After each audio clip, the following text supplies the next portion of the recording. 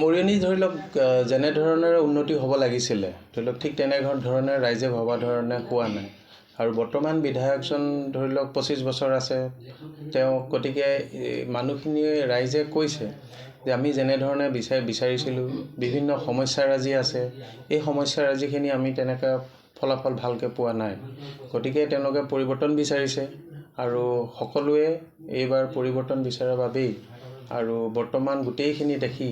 তো ৰাইজে লগ লাগি মোক ধৰি লওক আমি বহুতকেইজন আমি একেলগে প্ৰায় 5জন মানে আমি প্ৰাৰ্থিত্বৰ কাৰণে আগবঢ়াইছোঁ গতিকে বৰ্তমান আমাৰ কংগ্ৰেছৰ গোটেই মৰিয়নি সমষ্টিতে বৰ ভাল গতিকে আমি ভাল এখন যুঁজ হ'ব আৰু আমি ভাবিছোঁ আমি আমাৰ শ্ৰদ্ধাৰ আমাৰ ৰাজ্যিক সভাপতি গৌৰৱ গগৈ ডাঙৰীয়া ডেফিনেটলি আমি হাত মজবুত কৰিব পাৰিম আৰু মৰিয়নি সমষ্টিৰ পৰা এজন আমি বিধায়ক আমি তেওঁৰ পৰা তেওঁ যোগ দিয়াব পাৰিম এই ৰাইজৰ সকলোৰে আশা যোৱাকালি আপোনাৰ গৌৰৱ গগৈ আহি গ'ল এটা বিশাল ৰেলী হৈ গ'ল যুৱ প্ৰজন্মৰ বৰ্তমান দেখা গৈছে কংগ্ৰেছৰ প্ৰতি আগ্ৰহী হৈছে মানে ধৰক প্ৰধানমন্ত্ৰী যেতিয়া প্ৰথমবাৰ উঠিছিলে যেনেকৈ আগ্ৰহী হৈছিলে যুৱ প্ৰজন্ম বৰ্তমান যুৱ প্ৰজন্ম কংগ্ৰেছ দলৰ প্ৰতি বেছি আগ্ৰহী হৈছে মানে যুৱ নেতা হিচাপে যুৱ প্ৰজন্মৰ কাৰণে গৌৰৱ গগৈ ডাঙৰ এটা আদৰ্শ হৈছে ঠিক তেনেকৈ আপোনাৰো এটা হয় নিশ্চয় গৌৰৱ গগৈ আমি সকলোৱে দেখিছোঁ যে তেওঁ আমাৰ অসমৰ পৰা কেনেকৈ লোকসভাত আমাৰ বিভিন্ন সমস্যাবিলাক উপস্থাপন কৰে আৰু অসমৰে নহয় গোটেই ভাৰতবৰ্ষৰে আৰু আমাৰ যোৰহাটবাসীয়ে তেওঁক লোকসভাৰ যি নিৰ্বাচন হৈছিলে তাত তেওঁক কেনেকৈ জয়যুক্ত কৰাই পঠালে সকলোৱে জানে গোটেই কেবিনেটখন আহি ইয়াত বহি আছিলে গোটেই ভাবিছিলে আৰু গোটেই ভাৰতবৰ্ষৰ চকু আছিলে যোৰহাট লোকসভা সমষ্টিৰ ওপৰত গতিকে তেওঁৰ যি আদৰ্শ তেওঁৰ যি লিডাৰশ্বিপ ৰোল এটা লৈ সকলোকে আগুৱাই লৈ গৈ আছে গতিকে যুৱ প্ৰজন্ম সকলোৱে তেওঁৰ প্ৰতি আগ্ৰহীত আৰু গতিকে এই সঁহাৰিতে সকলোৱে আগবাঢ়ি আহিছে আৰু বৰ্তমান যি চৰকাৰৰ যি ধৰণৰ ধৰি লওক এটা পৰিস্থিতি চলি আছে গোটেই অসমতে এটা হুলস্থলীয়া পৰিৱেশ চলি আছে বা প্ৰলোভন ৰাজনীতি চলি আছে আৰু তেওঁ যিটো আদৰ্শ যেনেধৰণে চলাই নিছে গতিকে সকলোৱে উৎসাহিত হৈছে অনুপ্ৰাণিত হৈছে বহুতসকল আহি আছে কিছুমান আহিছে কিন্তু কিছুমান আহিবলৈ সকলো ৰেডি হৈ আছে গতিকে মই ভাবোঁ এই যুৱ প্ৰজন্মৰ ওপৰত গৌৰৱ গগৈ ডাঙৰীয়াৰ এটা ডাঙৰ প্ৰভাৱ আছে আৰু সেইকাৰণে আমি এই 2026ৰ যিটো আহি থকা বিধানসভাত ইলেকশ্যনত আমি নিৰ্বাচনত সকলোৱে আমি আশাবাদী মই ইয়াতে আমাৰ আগতে আছিলে শিমলুগুৰি মৌজাৰ অন্তৰ্গত থিয়কত তেতিয়া আছিলে তিয়ক বিধানসভা এতিয়া আমাৰ ডিলিমিটেশ্যনৰ পিছত আমাৰ হৈ গ'ল শিমলুগুৰি মৌজাটো মৰিয়নিৰ এই মৰিয়নি সমষ্টিৰ বামুণপুখুৰী যিখন হাইস্কুল আছে তাৰ পৰাই মই মেট্ৰিক পাছ কৰোঁ 1989ত বি বৰুৱাৰ পৰা মই হায়াৰ ছেকেণ্ডেৰী পাছ কৰোঁ আৰু 1996ত MBBS পাছ কৰোঁ GMCৰ পৰা তাৰপিছত মই পোষ্ট গ্ৰেজুৱেশ্যন কৰোঁ শিলচৰৰ পৰা আৰু কৰ্কট ৰোগৰ ওপৰত মই যিটো MCA চাৰ্জিকেল অংকলজি বুলি কয় সেইটো মই চেন্নাই আদিয়াৰ কেঞ্চাৰ ইনষ্টিটিউটৰ পৰা পাছ কৰি আহোঁ তাৰপিছত মই 2 বছৰ ডক্টৰ ৰবি কানন যিজন পদ্মশ্ৰী তথা মেগছেছে এৱাৰ্ডী তেওঁৰ লগত মই শিলচৰ কাছাৰ কেঞ্চাৰ হস্পিটেলত 2 বছৰ কাম কৰি 2011ৰ পৰা 18লৈকে গুৱাহাটী মেডিকেল কলেজত মই সহকাৰী অধ্যাপক হিচাপে কৰ্কট ৰোগৰ বিভাগত মই কাম কৰি আছিলোঁ বিভিন্ন সময়ত মই আগতে ধৰি লওক পঢ়ি আছিলোঁ কিন্তু তাৰপিছত 2011ৰ পৰা মই বিভিন্ন সামাজিক কামত চিকিৎসাৰ ক্ষেত্ৰতে হওক বা অনুষ্ঠানৰ লগতে হওক মই জড়িত হৈ আছোঁ আমাৰ যোৰহাট তথা বৰ্তমান মৰিয়নি সমষ্টিৰ লগত আৰু যেতিয়া মই চিকিৎসাৰ লগতো ধৰি লওক গুৱাহাটী মেডিকেল কলেজতো মই চিকিৎসা মানে সহকাৰী অধ্যাপক হিচাপে আছিলোঁ তেতিয়াওতো মই বহুতখিনি কিছুমান বিসংগতি দেখা পাইছিলোঁ যিখিনি আমি ধৰি লওক অনুভৱ কৰোঁ আমি যেনেকৈ এতিয়া ধৰি লওক আলোচনা কৰি আছোঁ ঠিক তেনেকৈ আমি বহুতকেইজন লগ লাগি আলোচনা কৰোঁ কিছুমান আমি সুখী নহয় কওঁ যে বস্তুটো এনেকৈ হ'ব লাগিছিলে কিন্তু এইবিলাক তেনেধৰণে নহয় আৰু বহুত ক্ষেত্ৰত আমাৰ ধৰি লওক যিটো আগত তিয়ক আছিলে বৰ্তমান মৰিয়নিৰ যিটো ধৰি লওক অৱস্থা হৈ আছে বহুত ক্ষেত্ৰত দেখিছোঁ যি ধৰণে আগুৱাই যাব লাগিছিলে বহুত ক্ষেত্ৰত আমি পিছ পৰি আছোঁ গতিকে এইবিলাক চাই মই ভাবিলোঁ যে মই এই জেগাটোৰ পৰা ওলাই গৈছোঁ নিজে পঢ়া শুনা কৰাৰ পৰা যিখিনি এজন সন্তান যেনেকৈ ডাঙৰ দীঘল হৈ পৰিব লাগে সেইখিনি মই কাম কৰিছোঁ কিন্তু মই যোনটো জেগাৰ পৰা ধৰি লওক ওলাই আহিলোঁ ডাঙৰ হ'লোঁ সেই জেগাটোৰ বৰ্তমান কি হৈছে নে মই চাকৰি বাকৰি পইচা পাতি ঘটি গুৱাহাটীতে সেটেল হৈ পুৰা থাকি যাওঁ নে মোৰ নিজৰ এৰিয়াটোৰ প্ৰতি মোৰ এটা কিবা দায়িত্ব আছে মই আহিলে দেখা পাওঁ মোৰ লগৰখিনিয়ে কি কৰি আছে বা পৰিৱেশটো কেনেকুৱা হৈ আছে যদি আমাৰ ধৰি লওক বিশিষ্ট যিসকল আমাৰ আগৰা ধৰি লওক আছিলে বা বৰ্তমান আছে তেওঁলোকে যদি বিধায়কসকলে যদি ভালকৈ কামখিনি কৰিলেহেঁতেন আগুৱাই নিলেহেঁতেন আমাৰ মৰিয়নি মই নকওঁ যে 1 নম্বৰত আহক গোটেই অসমৰ ভিতৰত তথাপিতো যদি বোলে নাই ৰাইজে যিখিনি পাব লাগে যিখিনি হ'ব লাগে কাম হৈছে তেতিয়াহ'লে মই ডক্টৰ হিচাপে থাকিলোহেঁতেন কিন্তু বিভিন্ন পৰিস্থিতিত দেখা পাইছোঁ যে হোৱা নাই গতিকে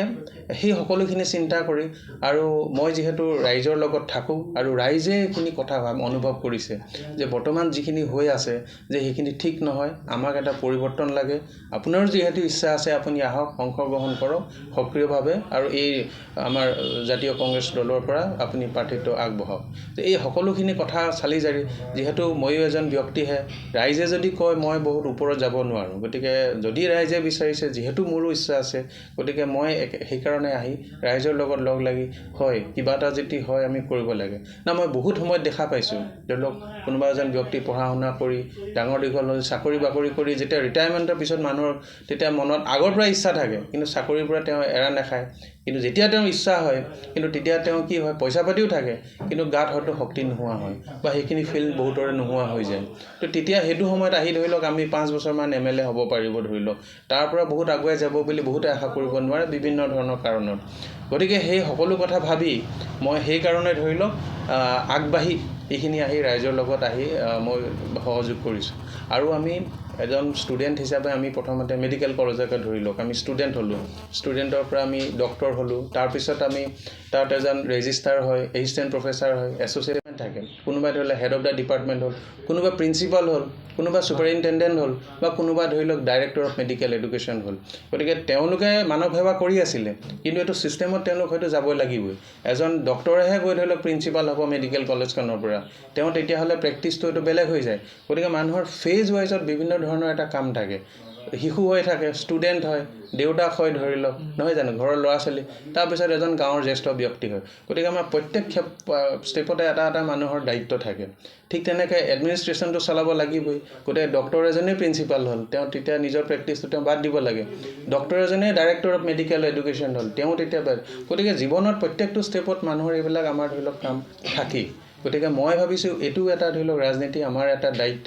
এজন সমাজৰ সুচিন্তক হিচাপে গতিকে মই ভাবিছোঁ আমি আহিব লাগিব চবেই আমি বাহিৰত ক্ৰিটিচাইজ কৰি থাকিলে নহ'ব ভিতৰত সোমালৈহে পলিচি চেঞ্জিঙত যদি আমি যেতিয়ালৈকে সোমাব নোৱাৰোঁ তেতিয়ালৈকে আমি ভবাৰ ধৰণে আমাৰ ভৱিষ্যতখন আমি দেখা নাপাওঁ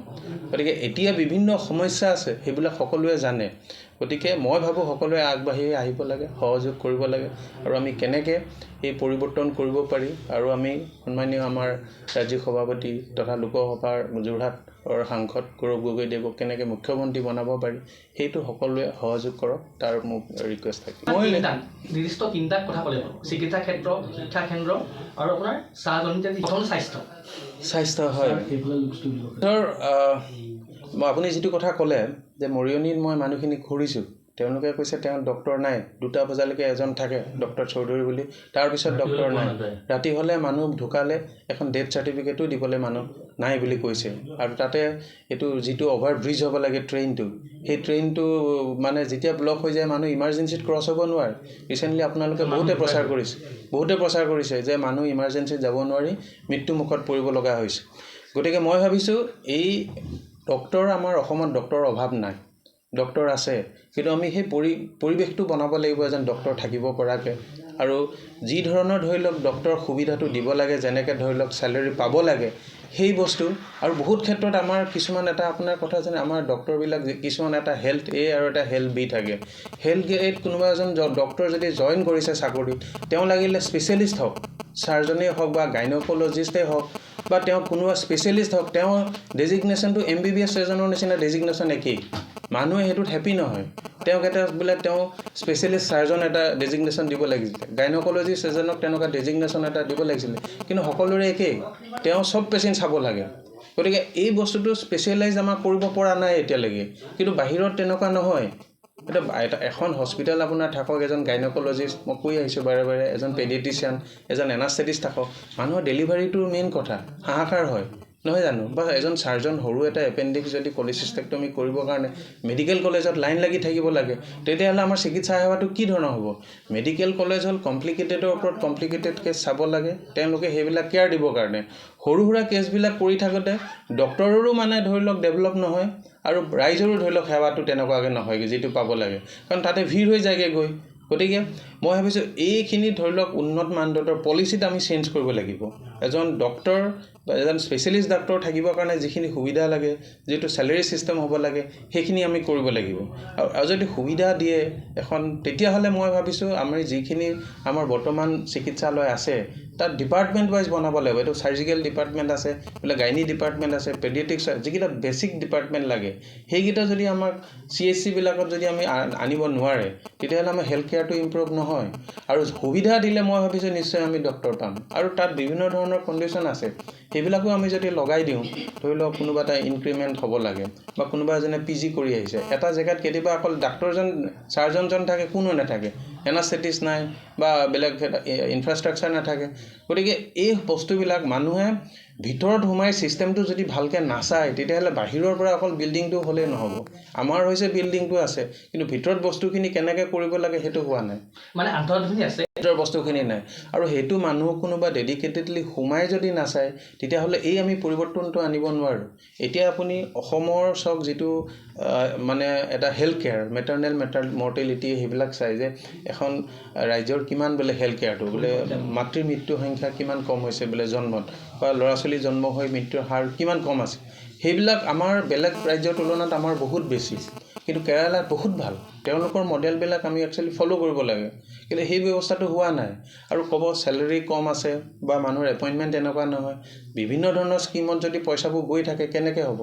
বাজেটত দেখালে বোলে 4/3 3/3 পইচাই স্কীমতে গুচি গৈছে, স্বাস্থ্যৰ ক্ষেত্ৰত নাই, স্বাস্থ্য ক্ষেত্ৰত নাই। গতিকে এইবিলাক নাথাকিলে আপুনি ৰাজহুৱা কামত পইচা খৰচা কৰিব নোৱাৰিলে আমাৰ এজ এ হ'ল ডেভেলপমেণ্টটো ক'ত হ'ব?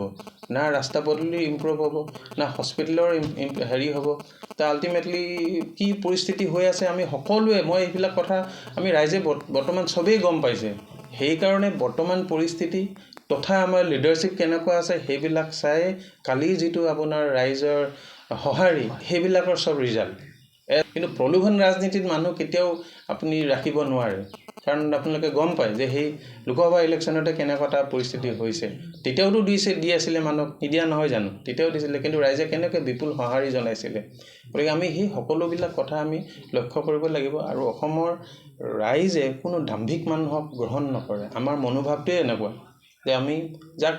নম্ৰ ভদ্ৰ হ'ব লাগিব, ভালকৈ বুজি পোৱা হ'ব লাগিব। আজি এটা কথা কৈ কালি এটা কথা যাতে নহয়, আমাৰ কমিটমেণ্টটো কথাখিনি যদি আমি গুৰুত্ব নিজেই ৰাখিব নোৱাৰোঁ, ডেফিনেটলি মানুহৰ গ্ৰহণযোগ্যতাটো নাইকিয়া হৈ যাব। আপোনাৰ সেইটোৰ প্ৰতি, কাৰণ তেওঁ যিহেতু এগৰাকী জ্যেষ্ঠ সেইটো তেওঁলোকৰ, মই জ্যেষ্ঠ কংগ্ৰেছী হয়, তেওঁ বহুত অভিজ্ঞতা সম্পন্ন হয়। তেওঁলোকে কি ভাবি তেখেত গ'ল, তেওঁ বিশেষ এটা জেগা আছিলে, বিশেষ দায়িত্ব আছিলে, তথাপিতো দলৰ ফালৰ পৰা তেওঁ কি আণ্ডাৰষ্টেণ্ডিং তেওঁৰ মানে নিমিলিলে, সেইখিনি ধৰি লওক আমি এইটো ক'ব নোৱাৰিম। কিন্তু মই ভাবোঁ যিটো হৈ যোৱা আগতে হৈ গ'লে বেছি ভাল, তেতিয়া গম পাম যুঁজিবলৈ ভাল হয়। পিছত বহুত আগত হৈ জাষ্টত আমি পইণ্ট অফ ন' ৰিটাৰ্ণ এটা হৈ গ'লে আমাৰ তেতিয়াহ'লে বহুত ডেমেজ হ'লহেঁতেন। কিন্তু আজি বৰ্তমান পৰিস্থিতিটো ধৰি লওক আমি ধুনীয়াকৈ আকৌ তেওঁ হৈছে, এটা গেপ হৈছে, কিন্তু সেইটো ধুনীয়াকৈ ফিল আপ হৈ গৈছে। এটা ডাঙৰ অৰ্গেনাইজেশ্যনক এজন মানুহ নাথাকিলে মই ভাবোঁ কোনো এফেক্ট কৰিব নোৱাৰে। সংগঠনটো থাকিবই, দল চলিয়ে থাকিব। আমি আছোঁ, কিন্তু আজি আমি নাথাকিলে যে নচলিব তেনেকুৱা কথা নহয়। সেইটো বহুত ক্ষেত্ৰত বিভিন্নজনত হৈ আছে, বহুত ডাঙৰ ডাঙৰ মানুহ হঠাৎ ঢুকাইছে, কিন্তু এইটো দলটো কেতিয়াও শেষ হৈ নাযায়, আগবাঢ়ি গৈয়ে থাকিব। গতিকে মই ভাবোঁ এইটো ডাঙৰ কথা নহয়, এইটো মানুহৰ কোনোবা মত নিমিলা হ'ব পাৰে, যাব পাৰে, কিন্তু এইটো ধৰি লওক হয়তো 2-এদিনৰ কাৰণে মনত থাকিব, তাৰপিছত মানুহৰ মনত নোহোৱা হৈ যাব। আৰু যিহেতু আমি আগবাঢ়িব লাগে, সংসাৰখনৰ সেইটো নিয়মে, ঘৰৰ কোনোবা এজন মেইন ইনকম থকা মানুহজনো হঠাৎ নাইকিয়া হৈ যায়, কিন্তু ঘৰখনটো শেষ হৈ নাযায়। চলি থাকে নহয় জানো ঠিক তেনেকেই মানুহৰ সেইটো কেপাচিটি আছে ধৈৰ্য আছে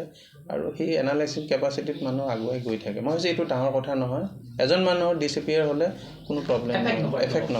নকৰে কাৰণ এটা ডাঙৰ দল এজন মানুহৰ ওপৰত নাথাকে দল আইডিঅ'লজি আছে ফিলচফি আছে আৰু দল হ'ল কোনে কৰে দল হ'ল গ্ৰাছ ৰুট লেভেল মানুহ তৃণমূল